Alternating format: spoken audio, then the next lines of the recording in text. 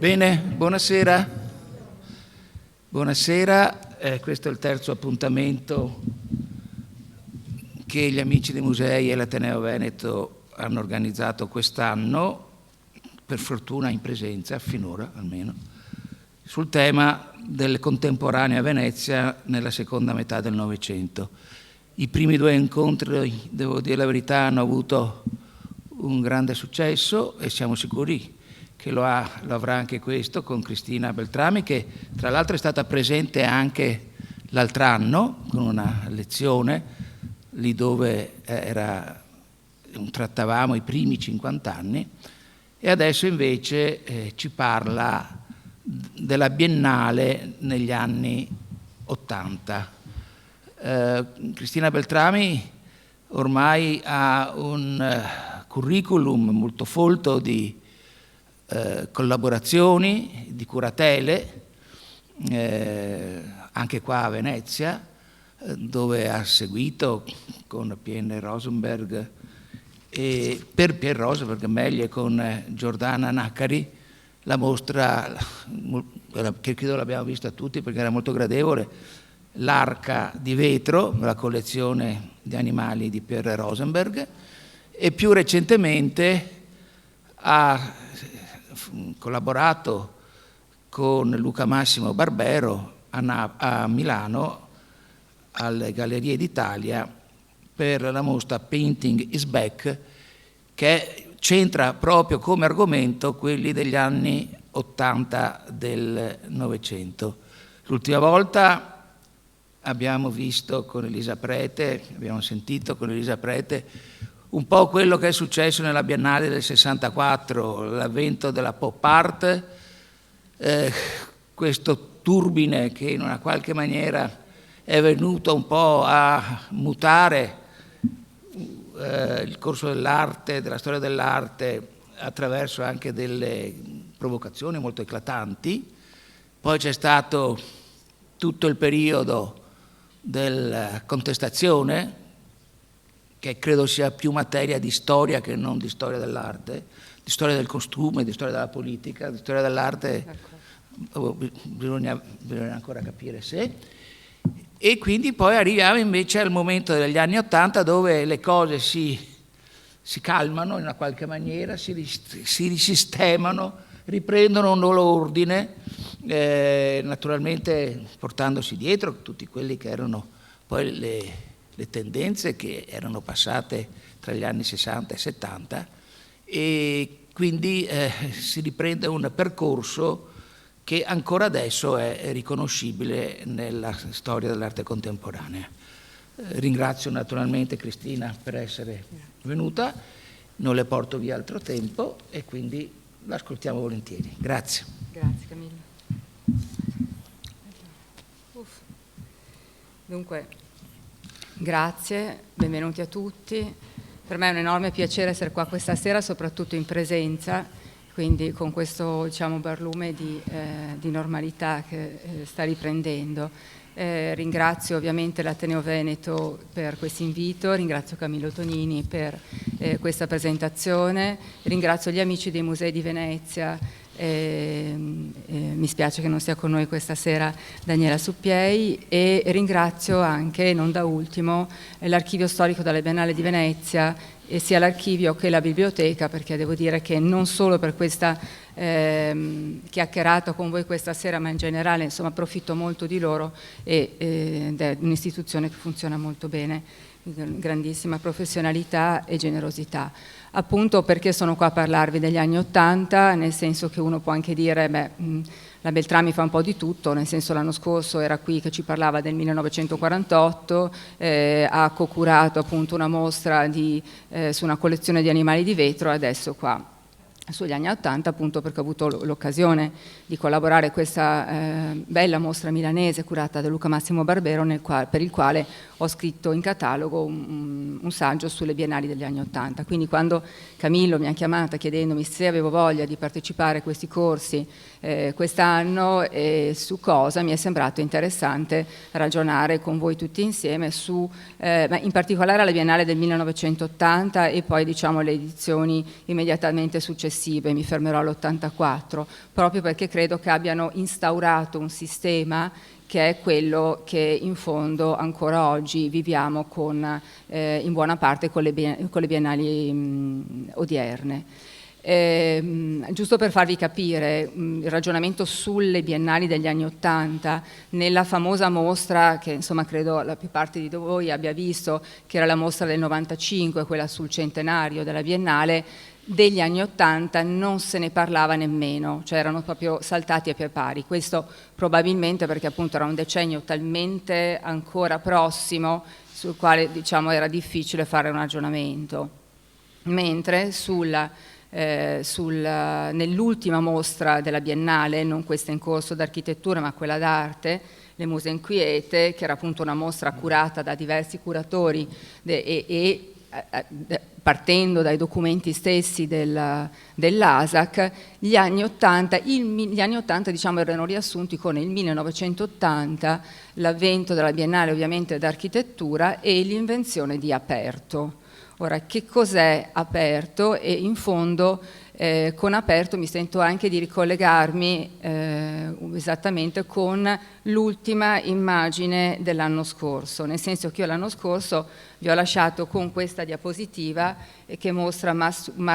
Hugler. Max Hugler era uno storico dell'arte svizzero che curò proprio nel 1948 una retrospettiva importante su Paul Klee alla Biennale e che qualche anno dopo si vede qua al Museo di Berna che fa una lezione di nuovo su Klee, e questo signore che vedete di spalle è un giovanissimo Harald Zeman, quindi un curatore svizzero appunto di nascita, che poi avrà un enorme impatto proprio sul sistema di critica, ma soprattutto sul sistema curatoriale del secolo scorso, e soprattutto è stato il curatore assieme ad Achille Bonito Oliva di Aperto, appunto questa mostra che per la prima volta viene allestita a latere della Biennale in uno spazio che esce dal circuito dei giardini, perché viene allestita ai Magazzini del Sale, alle Zattere, ed è una mostra che sostanzialmente vuole aprirsi alle nuove tendenze, anche ai più giovani. Vi leggo esattamente come la definisce Carluccio. È una mostra aperta appunto ad artisti di nuove generazioni, mostra degli orientamenti, delle proiezioni verso il prossimo futuro. Quindi mentre si tiene ai giardini una mostra diciamo più paludata e storica, poi vedremo, la mostra di Zeman e Bonito Oliva, che è diciamo una coppiata abbastanza, se vogliamo, sui generis, che cosa ci propone? Beh, intanto è l'occasione per Bonito Oliva di consolidare definitivamente il gruppo della transavanguardia. Questo gruppo di giovani artisti che Bonito Oliva aveva già presentato sulle pagine, principalmente con un articolo importantissimo, appunto La transavanguardia, che appare nell'autunno del 79 in Flash Art, e poi questi artisti che avevano già effettivamente un curriculum abbastanza impressionante, hanno un successo immediato, sono immediatamente presenti in mostre molto importanti, Genazzano, Ravenna, hanno anche delle personali importanti in Italia, come a Roma la Galleria dell'Oca, ma anche già a New York da Sperone Westwater. Quindi sono degli artisti appunto di successo, come li definisce l'unità, diciamo, il vento in poppa. Devo dire che è molto bravo anche Bonito Oliva, che ha da poco compiuto 41 anni, a creare proprio anche un sistema molto ben organizzato. Chi sono questi ragazzi? Perché sono giovanissimi. Sono coloro che hanno sviluppato un nomadismo, attenzione perché nomadismo è un vocabolo che rientrerà poi nel lessico della critica di Bonito Oliva, linguistico, che li porta a transitare liberamente, senza alcuna preclusione, in tutti i luoghi dell'arte e della storia dell'arte. Quindi sostanzialmente sono degli artisti che in maniera diversa riescono a saccheggiare, passatemi il termine, dall'arte del passato, lo fanno senza nessun complesso e soprattutto tornano liberamente alla pittura dopo anni di diktat, se vogliamo, di arte concettuale, di arte povera. Vi mostro giusto un paio di di esempi abbiamo Francesco Clemente. Francesco Clemente porta 4-5 opere che vanno da un formato minuscolo di 30x40 a invece quest'opera che fa quasi 4 metri, è un trittico ovviamente, molto, molto disegnativo, molto figurativo, anche molto ironico, e ancora più parlante forse Enzo Cucchi, con questa pittura lisergica quasi direi. Anche questo è un dipinto di grande formato, di 2 metri, che viene immediatamente acquisito dal Museo di Rivoli a Torino, dove peraltro da poco è confluito anche l'intero archivio di Bonito-Oliva. A questo punto questi giovani appunto di Bonito-Oliva hanno l'occasione di confrontarsi con una situazione estera, delle scelte anche che sicuramente si devono piuttosto a Zeman, come nel caso di no, scusatemi, c'è un problema di base, diciamo, che lanciano una questione che è abbastanza nodale per la Biennale e che riemerge a più riprese, che è quella del mercato. Infastidiscono un po', nel senso che ovviamente sono già protetti da gallerie molto importanti, quindi fin dal giorno della conferenza stampa a Cal Giustinian un giornalista di una testata genovese si domanda appunto perché Clia, Clemente, Cucchi, De Maria, Paladino, Tatafiore, si domanda appunto che scoperte sono. È da un anno che i mercanti li stanno pubblicizzando sulla piazza. Allora dov'è la ricerca se i mercanti arrivano prima e la Biennale dopo? In realtà diciamo che la Biennale è stata poi più volte presa di mira per questioni di questo tipo, anche nell'80, diciamo anche con un articolo, se vogliamo, un po', passatemi il termine, ingenuo. Laura Viotti, che era la critica di lotta continua, dice vabbè, allora se a questo punto dobbiamo tornare al figurativo, ritorniamo appunto a questo sistema consolidato di studio, galleria, collezione, quindi collezione leggete mercato quando scrive collezione, dice allora vuol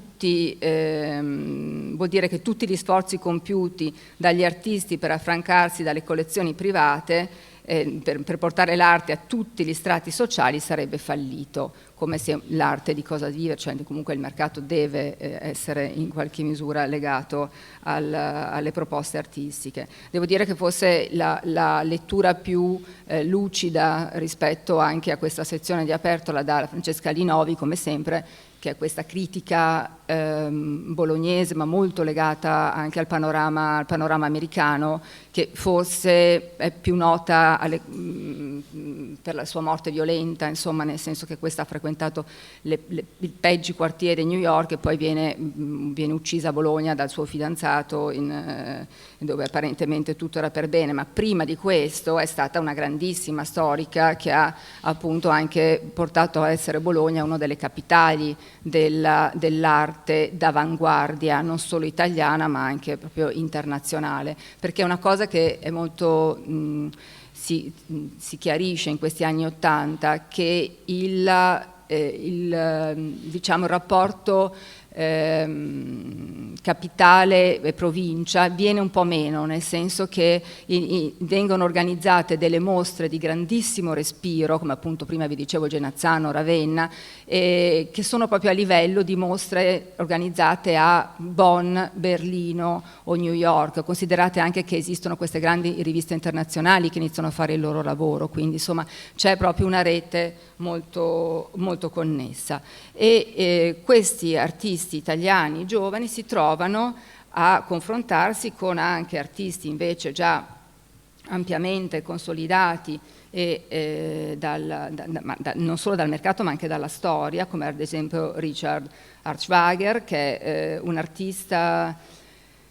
che si è conosciuto, diciamo che si conosce in Italia dagli anni 60 grazie a Leo Castelli. È un artista che parte, se vogliamo, con anche una sua carriera pop, poi diventa più concettuale. Qui avete queste due torri, quindi diciamo anche una proposta, se vogliamo, piuttosto classica, e anche qua siamo davanti a delle taglie di dipinti molto importanti, di 2 metri, ma forse la cosa più curiosa, Archwager scompare nel 2013 in concomitanza di una sua grossa monografica al Guggenheim di New York. Qualche anno dopo, nel 19, Gagosian, che è il suo gallerista, gli organizza una mostra a Roma, e contestualmente Germano Celent organizza un'importante mostra sempre del 19 al Marti Rovereto, quindi un grande rilancio di questa artista. Allora, Julia Schnabel, nemmeno a farlo apposta, sicuramente istrionico, sicuramente artista giovanissima, 29 anni qui quando si presenta ad Aperto, diventerà poi assolutamente uno dei protagonisti del panorama artistico internazionale degli anni 80 e degli anni 90, amico di Basquiat, amico di Warhol e anche, devo dire, ottimo regista, perché si cimenta anche col cinema con delle ottime prove. Qui lo vedete aveva portato 5-6 opere, tra cui dei disegni, del collage. Trovo che sia molto interessante questo Nudo con spada, che è un'opera appunto tra il 79 e l'80, dove vedete come lavori prima incollando appunto dei piatti alla tela e poi proprio giochi sulla tridimensionalità stessa della tela, e poi disegna questa figura azzurra di spalle. E la cosa interessante è che già da star ormai internazionale nel 2018 il Musée d'Orsay gli chiede, lo invita a giocare con le collezioni permanenti del museo, quindi mescolare la sua pittura con la collezione del museo, e ripropone lo stesso pezzo che si era visto a Venezia. E credo che comunque l'opera con la quale si identifica l'Aperto del 1980 sia in realtà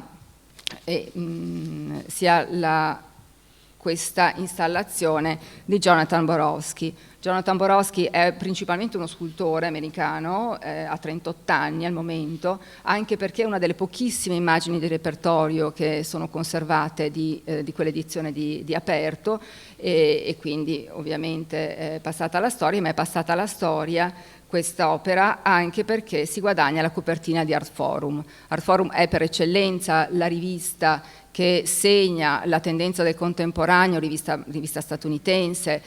ancora ovviamente attiva, e proprio nell'edizione del settembre dell'80, che è l'edizione in cui recensisce la Biennale intera, sceglie di dare la copertina a Borowski, quindi a uno scultore americano, forse c'è un po' di campanilismo, ma comunque insomma presente ad Aperto. Borowski poi diventerà celebre per i suoi Hammering Men, cioè per questa serie di sculture a scala monumentale con queste figure che si prendono a pugni, che piazza diciamo in maniera strategica a Basilea, a Seul. Adesso qui vi ho messo un esempio a Berlino perché ce l'avevo abbastanza comodo. È anche una biennale che riflette moltissimo sul decennio precedente, cioè è una biennale che sente il bisogno di appunto ripartire, e per ripartire lo fa riflettendo con una mostra storica ai Giardini, però questa, curata appunto da Carluccio, su che cosa è stata la stagione precedente, cioè il decennio precedente. La mostra si chiama L'arte degli anni 70 e intende, vi leggo da catalogo, ricostruire la complessa vicenda dei mutamenti intervenuti nell'ultimo decennio e di caratterizzare in una dimensione tanto analitica quanto progettuale la sequenza storica costituita dagli anni 70 rispetto agli anni 60, quindi con una cronologia molto forte in Europa e negli altri continenti, con attenzione particolare ai paesi emergenti. Quali sono i paesi emergenti? Beh, per la prima volta c'è la Repubblica Popolare Cinese che partecipa alla Biennale. E l'arte degli anni, la mostra che organizza Carluccio è una mostra veramente ecumenica, o quantomeno ci prova, per cui, non so, ad esempio ha 6 opere di Richard Serra, tra le quali Colpo, che vedete qui, oppure Robert Morris con i suoi feltri giganteschi, un'opera del 73, e anche però ovviamente gli italiani. C'è un magnifico rinoceronte di Mario Merz, un'opera di 5 metri, quindi un Mario Merz che ci sta ricordando un po' il suo passato con l'uso del neon, però anche c'è una forza pittorica enorme in quest'opera, forse non a caso poi è stata anche, non è mai stata venduta, è rimasta alla Fondazione Merz. Poi abbiamo tra diciamo, i pilastri da tenere conto degli anni 70 anche Andy Warhol. Andy Warhol presenta 5 ritratti, adesso io per simpatia mia vi ho messo quello della Graziella Leonardi Bontempo, napoletana, donna dalla vita veramente straordinaria, che ha amica personale di Beuys, ovviamente di Warhol, animatrice a Roma degli incontri di Palazzo Taverna, dove appunto invitava sia per delle conferenze ma anche a organizzare mostre, Ceylan, Bruno Corà e lo stesso Bonito Oliva. È lei che fonda con Moravia il premio letterario napoletano, non ricordo più il nome, il premio Malaparte, e poi ci sono, non so, anche dei casi come Polke, che poi avrebbe avuto pochi anni dopo il padiglione tedesco, artista tedesco, forse principalmente pittore più che scultore, qua con la sua Casa di Patate, che è in assoluto una delle opere più celebri, che immagino insomma comunque anche voi abbiate avuto più volte occasione di vedere a Venezia, perché si trova oggi in collezione Pinault. E poi anche un caso secondo me molto interessante, che è quello di Neil Janney, anche lui trentenne al tempo, un artista, un pittore inglese, però insomma che sviluppa poi tutta la sua carriera negli Stati Uniti. Quest'opera è un'opera anche questa di grandissime dimensioni, c'è un po' questa tendenza al gigantismo, no? Quello che un po' i francesi chiamavano tableau drapeau, riferito ai grandi quadri da salon, cioè questa un po' necessità di sfruttare la cubatura degli spazi e farsi riconoscere. Questa è un'opera che oggi si trova al Museo di Fine Arts di Houston, e c'è appunto questo sistema di padiglione centrale con una mostra diciamo più storica, aperto, che si prendeva i rischi di presentare dei giovani e talvolta anche di metterli accanto a degli artisti consacrati, e poi naturalmente i padiglioni, perché ci sono sempre stati, e ve ne mostro 3 che trovo interessanti di questo 1980. Il primo è il padiglione tedesco, che doveva essere una meraviglia, nel senso che metteva insieme un'infilata di opere di Hans Kiefer con 16 opere di Georg Baselitz, e tutti di taglie appunto estremamente importanti. Entrambi sono presentati da Klaus Gallwitz, che è uno storico, proprio uno storico dell'arte strutturatissimo tedesco, che tende a mettere entrambi gli artisti in una linea di quasi continuità con la storia dell'arte tedesca. Non a caso anche quest'opera di Kiefer appunto si intitola Gli eroi dello spirito tedesco della Germania, vi lo mostro a colori così. Questo dà più il senso, perché Kiefer aveva presentato una serie di xilografie di grandi dimensioni, dei dipinti a tecnica mista e dei libri, perché è un grande appassionato di libri e appunto di creazioni di questo tipo. Ecco, qui lo vedete a colori e soprattutto vi rendete conto della dimensione e dell'impatto. E la stessa cosa si può dire di Baselitz, nel senso che appunto immaginatevi 16 opere di oltre 2 metri di pittura, tendenzialmente insomma più o meno tutti sui toni dell'azzurro e del marrone, e una scultura di 2,50 metri x 2,70 metri in legno, questa appunto figura maschile, che poi sono le modalità che contraddistinguono l'opera di Baselitz anche oggi, cioè se deve fare le sculture le fa in legno, le fa in taglie importantissime. C'è quasi un parlarsi anche tra i due artisti sulla materia legno, cioè uno la xilografia e l'altro proprio la scultura in legno, che in fondo è anche uno dei materiali che appartiene alla tradizione artistica tedesca. e anche in fondo un certo romanticismo, che è un altro termine che viene spesso utilizzato quando si vuole entrare nell'opera di Kiefer e nella lettura, insomma, dell'opera di Kiefer. Poi c'era il padiglione polacco, che doveva essere di grande impatto, perché appunto c'era Maddalena Abakanowicz, scultrice polacca, che a quel tempo ha 50 anni esatti, quindi un'artista matura, che riempie letteralmente il padiglione con 2000 proprio bozzoli, involucri, sculture, oggetti, chiamateli come volete, in tessuto. Lei si fa appunto fotografare nel mezzo di questa che lei chiama Embryology, che è anche il titolo appunto dell'installazione, Abakanowicz, che abbiamo poi rivisto pochi anni fa, se vi ricordate, una mostra del 2015, la Fondazione Cini, sempre anche in questo caso a cura di Luca Massimo Barbero, che aveva messo insieme 110 sculture di importanti dimensioni e in stoffa, perché appunto poi è il materiale principale con cui quest'artista ha sempre lavorato. E un altro padiglione che doveva essere straordinario, con 16 opere di Maria Lasnik nel padiglione dell'Austria. Maria Lasnik, artista, se vogliamo, anche con sì, una partenza da accademia viennese, però poi decisamente prende una strada completamente autonoma la sua pittura, e si parla proprio di pittura, cioè si fa un ragionamento poi può essere un po' anche infilarla in un filone di neosurrealismo, come è stato fatto, eccetera, però devo dire che forse non è un caso, cioè, la sua forza è tale che appunto nella Biennale del 2013 Massimiliano Gioni decida, il famoso palazzo enciclopedico, si decida di darle un leone alla carriera. Poi tra l'altro l'artista scomparirà l'anno successivo, nel 14.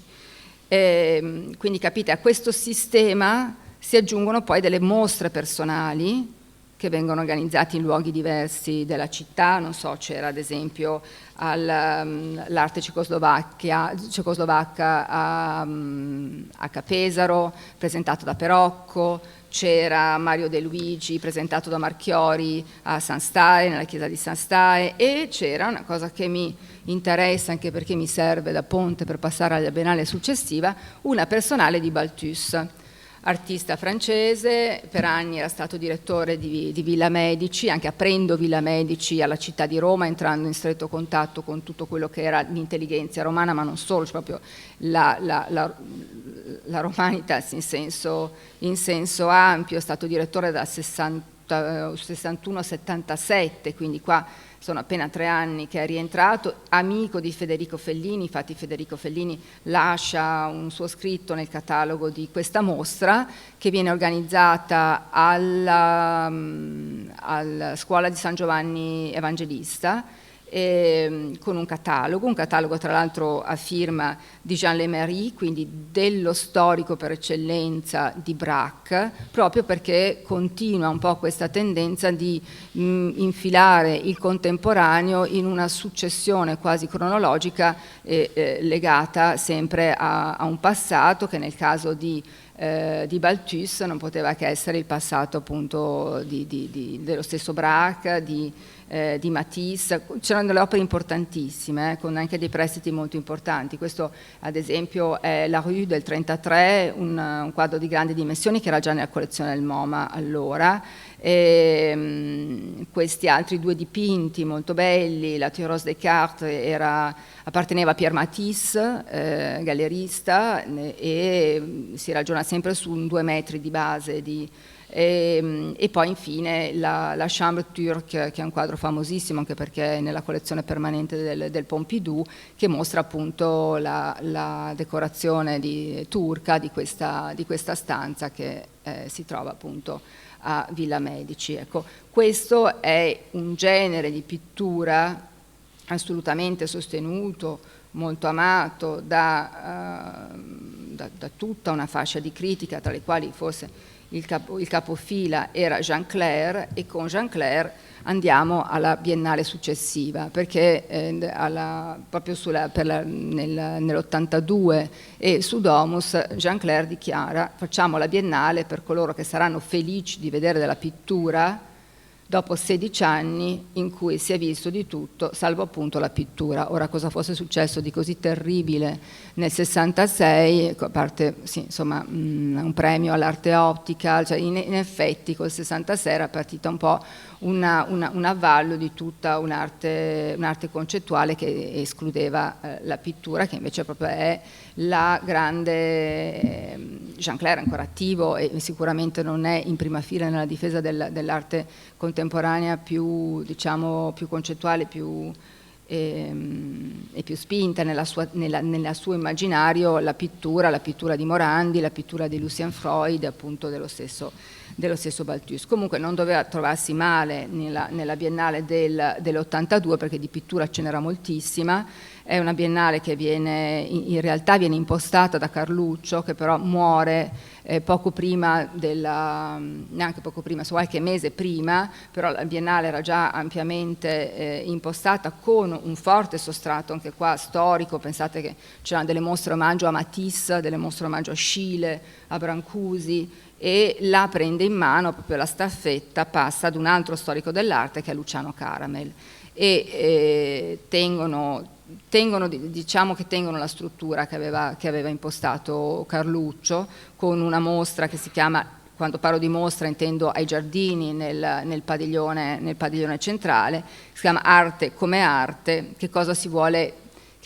mostrare in questa mostra? La rappresentazione dell'oggi in arte contemporanea, in collegamento con una sorta di tradizione e di continuità. Vi mostro solo proprio molto rapidamente da catalogo qual è il mix che viene proposto in una mostra del genere. Quindi, non so, un Vedova dell'81 che viene abbinato a un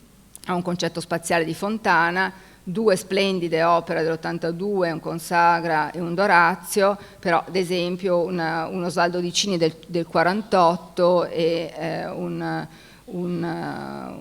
Turcato dell'82. C'è naturalmente anche Schifano, che a questo punto è veramente una star del sistema non solo italiano ma internazionale, con galleristi anche all'estero, che porta due opere, sono in realtà 2 soggetti che lui ripete a più riprese, l'orto botanico e il biplano, secondo Filiberto Menna, peraltro.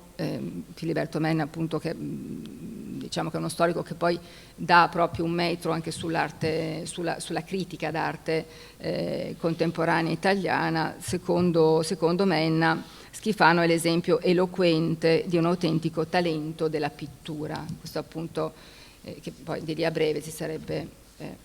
esaurito. E poi abbiamo anche tra gli stranieri un Martial Raiz, che passa, diciamo, dall'essere un artista pop, un artista figurativo, un artista pop che abbiamo ampiamente visto, perché entra grande passione di François Pinault, che lo colleziona anche in tempi molto precoci, e poi l'abbiamo visto più volte a Palazzo Grassi, e un Nudo con uova di Lucian Freud di quell'anno, cioè di quegli anni 80, molto prossimo. Guardate che non era facile vedere Freud in Italia negli anni 80, non era nemmeno cioè non c'è stata nemmeno una bibliografia italiana su Freud fino a tardi anni 90.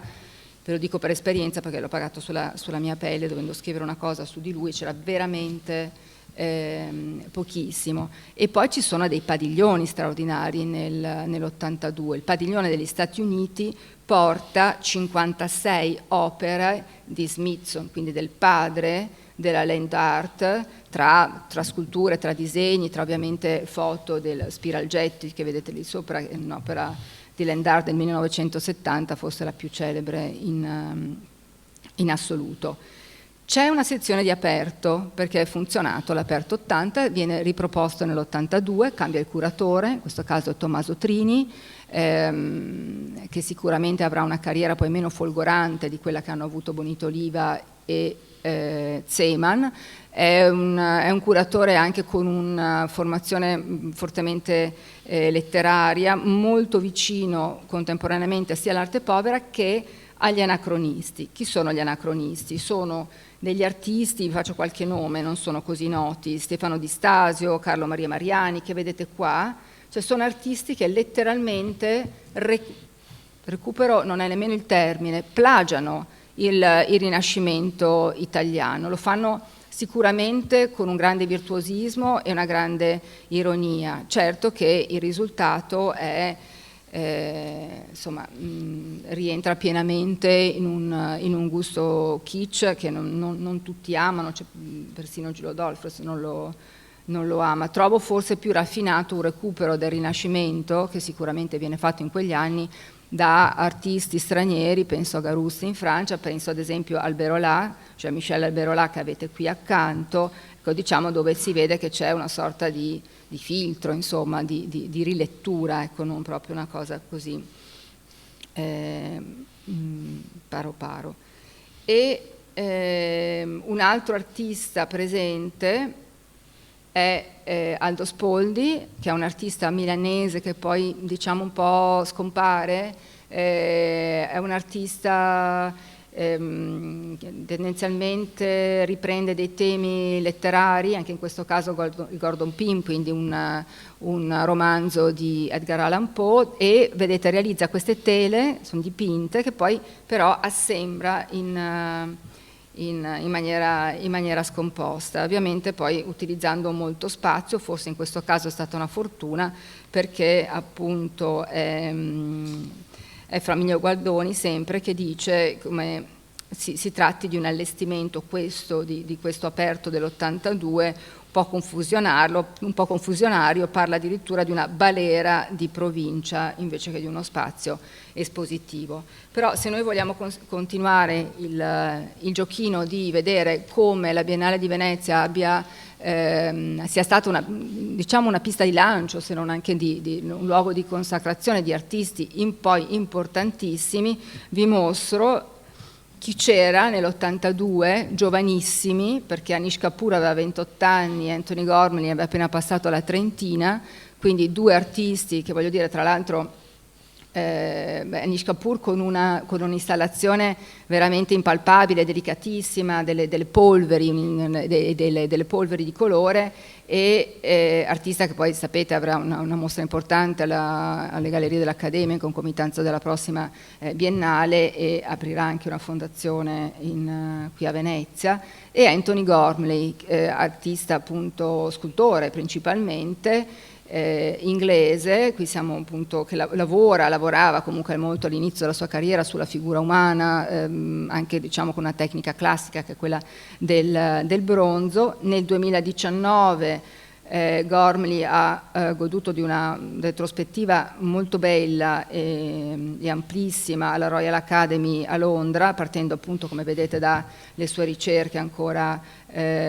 figurative in campo scultoreo, poi passando anche a queste invece grandi strutture che proprio occupano, invadono lo spazio. Credo sia anche l'ultima mostra che ho visto prima che ci rinchiudessero tutti. E Gormley, tra le gallerie, non forse la più importante, ma ve la cito perché è italiana, la Galleria Continua, che sempre nel 19 gli organizza questa mostra in cui le sue sculture dialogano con la collezione permanente degli Uffizi, titolo appunto Represent. E poi magari un po' meno conosciuta, però devo dire mi piace ricordarla, è Leisa Gensken, la quale anche lei nell'82 è nella mostra di aperto, con questo grosso progettone, nel senso che proprio trattasi di un progetto probabilmente per una scultura, lei è una scultrice, e la sua opera più celebre, del resto devo dire dove la metti sta, come dicono i cattivi, questa rosa di 28 metri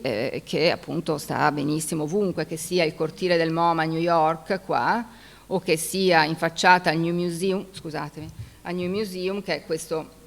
museo nato insomma ormai qualche anno fa downtown a New York, o qui ad esempio 2015 una biennale di architettura che appunto dovendo mostrare la maquette del New Museum, utilizza anche la stessa rosa da Leisa Gensken, perché ormai è diventata iconica del museo stesso. Qui invece andiamo un po' più recentemente a Parigi con la Fondation Vuitton, e ovviamente anche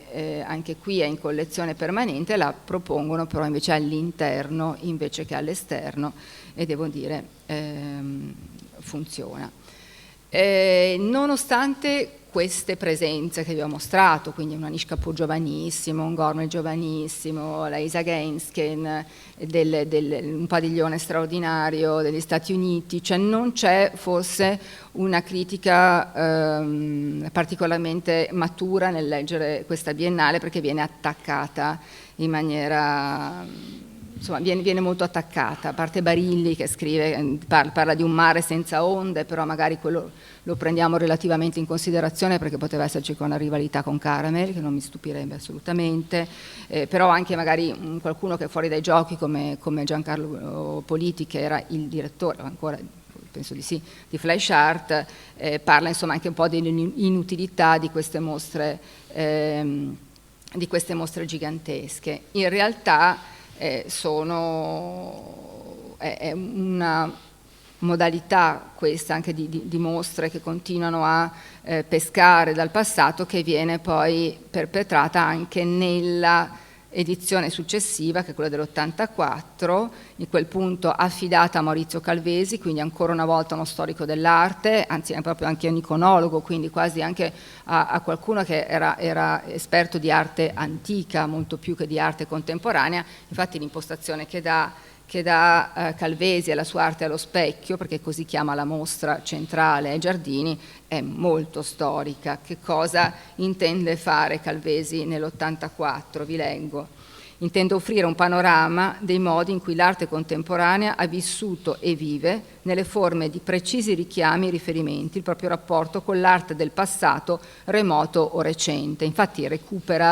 fa una mostra in pieno biennale nell'84 con Mondrian, Picasso. Usa tra l'altro una fase picassiana, dice nella nuova pittura l'uso della citazione assume forme molteplici, rimescolanti, divaganti e fantasiose, vitalistiche, selvagge, come traversanti al galoppo un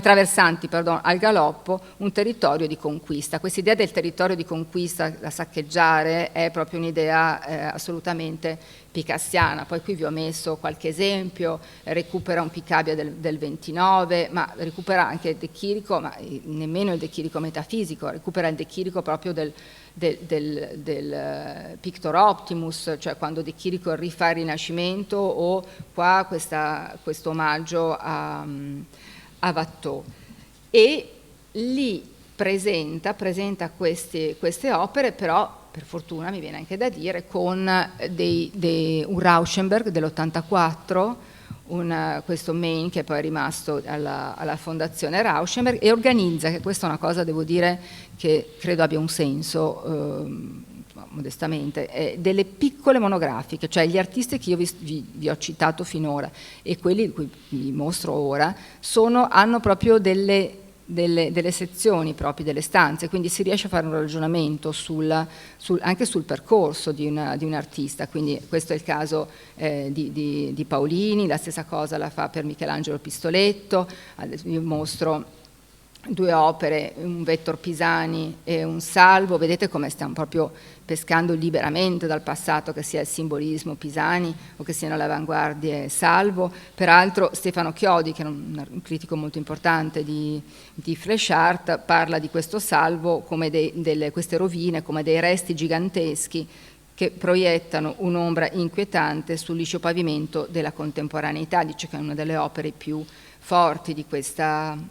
biennale. Queste piccole monografiche sono più o meno riassunte abbastanza bene anche dalle pagine di Domus. Vi mostro appunto Ontani, che è qua. Ontani anche lui ha una mostra, diciamo, abbastanza completa, perché va dal Bacchino degli anni 70 a questa cosa che vedete adesso, è molto piccola l'immagine, però era veramente un centauro ciclopico, completamente kitsch, in cartapesta, di 2,50 m per 2,70 m, un'opera impressionante.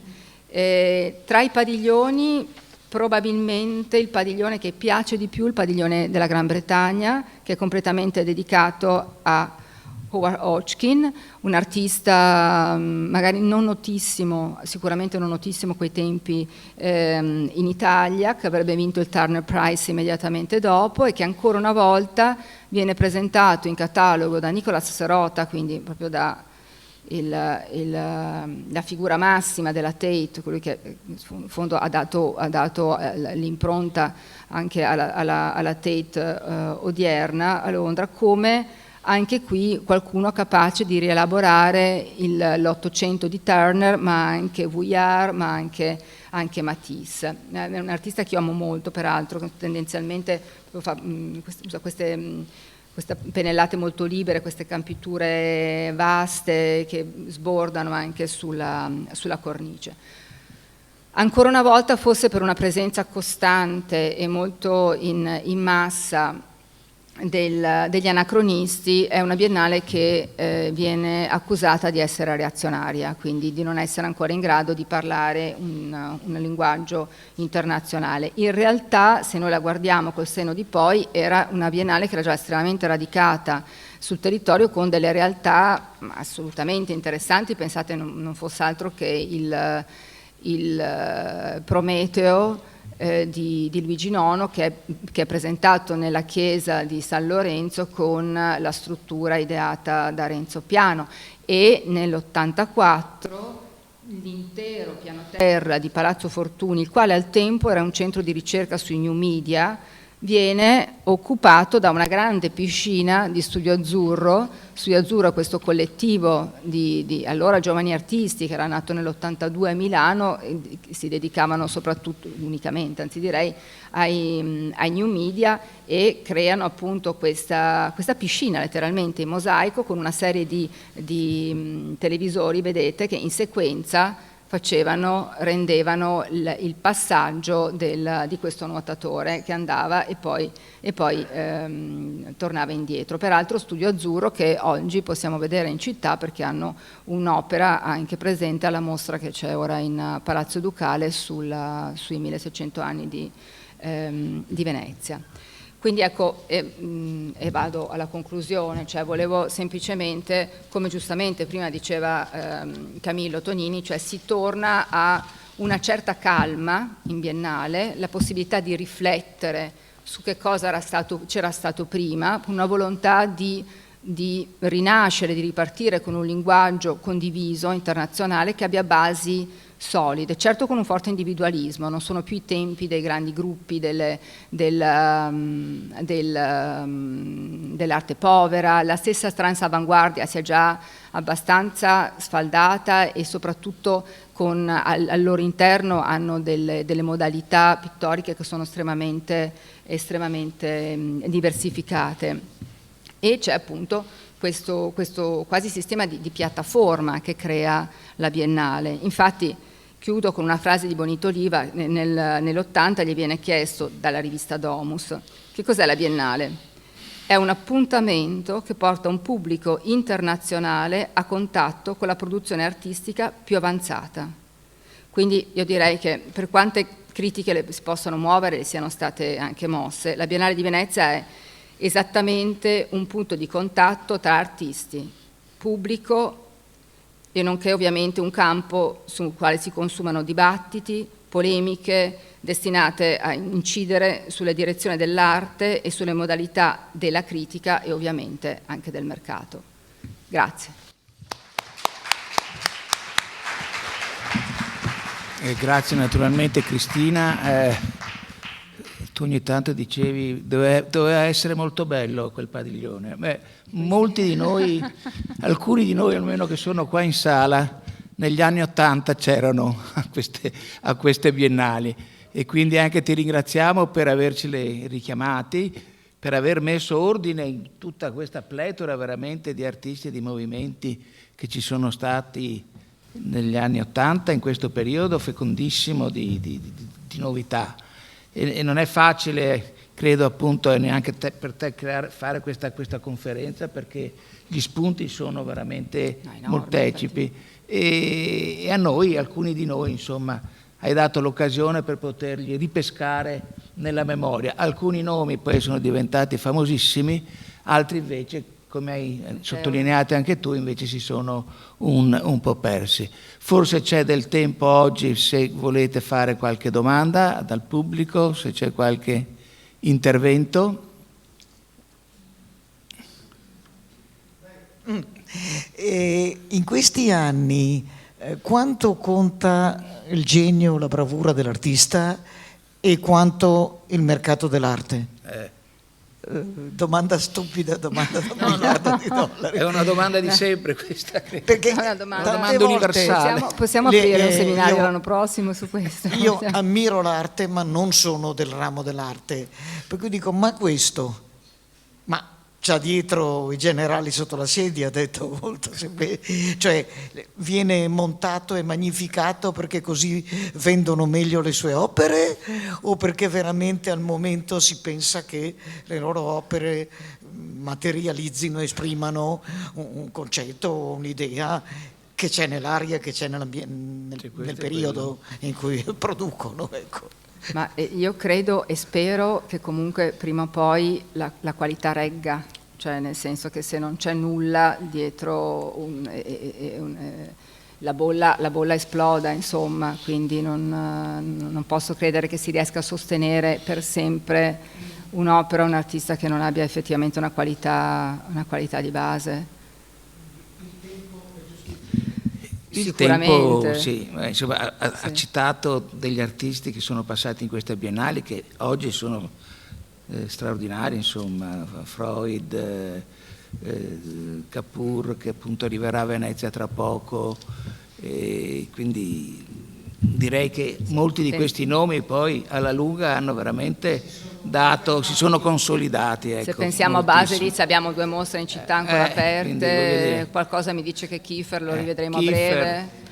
breve. Poi alcuni di questi hanno avuto anche delle monografiche molto importanti, ricordo quella di Kiefer a Correr, 97 era spettacolare, che era veramente straordinaria, insomma. Quindi la semina in questo periodo direi che è stata molto generosa.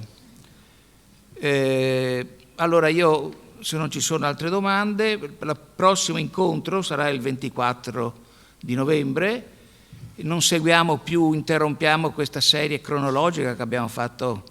in questi 2 ultimi incontri sulla Biennale degli anni 60 e quella degli anni 80 e ci occupiamo della fotografia. La fotografia diventa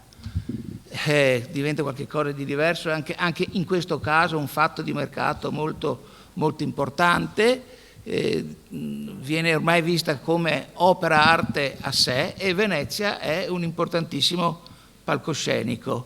e a parlarne saranno 2 protagonisti, Giva Kraus e Silvio Fuso, e quindi diciamo che l'appuntamento sarà interessante come questi 3 che abbiamo avuto fino adesso e buonasera a tutti quanti. Grazie.